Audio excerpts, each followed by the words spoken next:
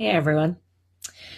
So, don't know if you caught one of my previous videos about how the Belfast Trust has a 53% compliance rate with data protection or data requests.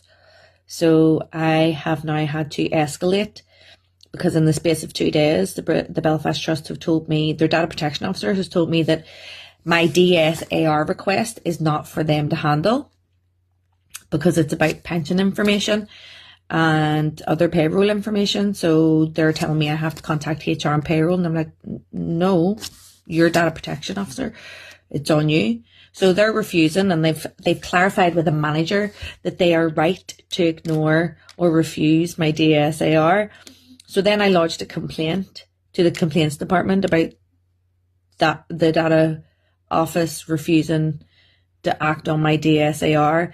And they have said that they're refusing to accept my complaint and they'll leave it with the DPO. And I'm like, but the DPO saying it's not them either. So it's now been escalated to the ICO and back to NIPSO we go because it's maladministration.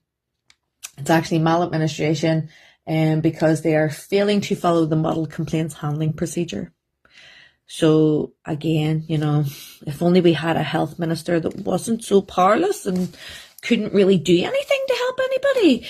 But, you know, and just to point out that this as an isolated incident doesn't really seem very big, but when you put it into the chain of events of shit and abuse and trauma and everything else I've had to endure from my employment case against the Belfast Trust, which then followed after I discontinued, the abuse followed into the Northern Trust, because you know, when you lose your job and things, you can't afford rent. I had to move. I had to leave my hometown and move to where I am now. And ever since I've moved here, it has been non-stop abuse from health department services. Hence why they're under investigation with NIPSO. So I'm just going to keep telling everybody how abusive our health department is and how powerless Mike Nesbitt keeps claiming he is, and how deaf our health secretary also is to anything that is raised. I mean, these are quite severe incidences of abuse, but they don't care. That has to say something. They don't care because it's normal behaviour for them. So there you go.